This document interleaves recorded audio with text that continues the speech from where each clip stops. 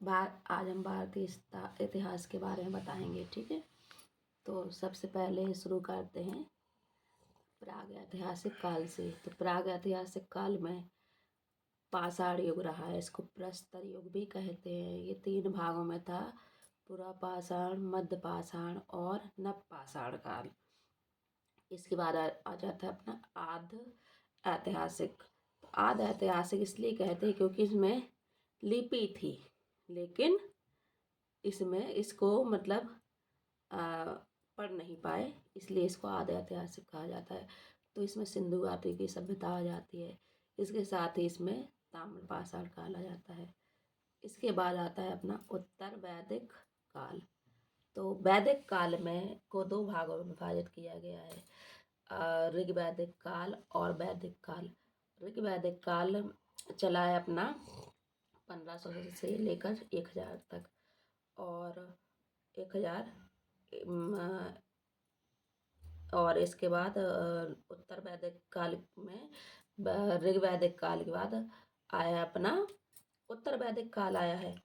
तो उत्तर वैदिक काल में क्या हुआ है कि ये 1000 से 600 ईसा पूर्व तक चला है।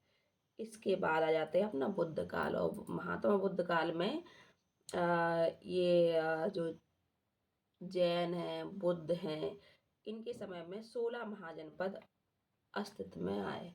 तो 16 महाजनपद में सबके नाम सुना है? बोलो जाओ, तुम्हें जो बोलना तो। हाँ, 16 महाजनपद आए। इनमें से जैसे ए से नहीं है, बी से नहीं, सी से चेदी है, और ए से है, ए से अवंती है, अस्मक है, ठीक है, अस्मक अवंती, ठीक है, और सी से चेदी, और A B C D E F G, G से गांधार, ठीक है, 4 हो गए। गांधार, जी एच आई जे, के से कांधार कंबोज, और कांधार कंबोज। इसके बाद आ जाते हैं अपन एम पे मल, मत्स्य, फिर बज्जी, बत्स, सूरसेन, अंग, और इसी में एक मगध देश का उद्भव होता है। तो मगध में ही प्रशासन शुरू होता है। तो मगध में हरेंक वंश रहता है, और हरेंक वंश से शुरुआत होती है बिम्बिसार से।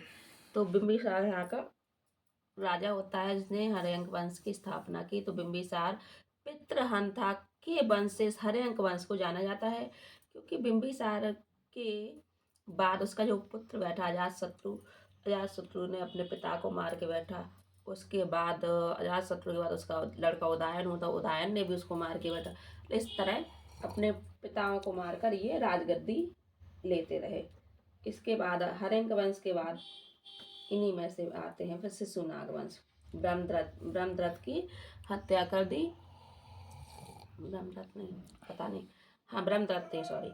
और शिशुनाग वंश आता है। शिशुनाग वंश के बाद आता है अपना नंदवंश। नंदवंश का घनानंद जो रहता है, उसी समय सिकंदर आया था, यूनानी शासक, ठीक है। तो सिकंदर ने आक्रमण किया था भारत पे। तो भारत में पोरस से उसका युद्ध हुआ था बितस्ता नदी पे। बितस्ता नदी को हम लोग अभी झेलम के नाम से जानते हैं। इसके बाद घनानंद के बाद मौर्य वंश आया है। चंद्रगुप्त मौर्य ने इसको, घनानंद को पराजित करके इसको मार डाला था। और चंद्रगुप्त मौर्य के ही जो गुरु थे वो चाणक्य थे। उन्हीं की सहायता से मगध के राज सिंहासन पर बैठा। इसके बाद आता है अपना मौर्य वंश के बाद आता है अपना इसमें अशोक महान सम्राट हुए, और इसके बाद इनके बृहद्रथ इनके सबसे अंतिम शासक थे। और इसमें बुद्ध धर्म की बहुत ज़्यादा देश विदेशों में फैला बौद्ध धर्म।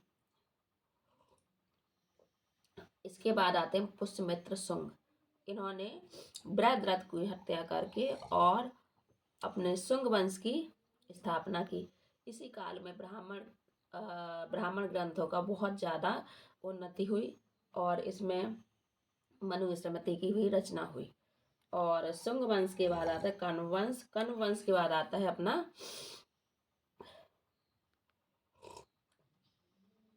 कण्व वंश। क्या कण्व वंश आता है, और कण्व वंश के बाद एक और आता है, कौन आता है, थोड़ा सा रुको थोड़ा, हाँ कण्व वंश के बाद मैं भूल गई हूँ, ठीक है, और मैं थोड़ा सा याद कर लूँगी। इसके साथ ही सबसे लास्ट में कौन सा आता है, सुना हो या कर्ण, कर्ण के बाद क्या आता है, देख लेना है।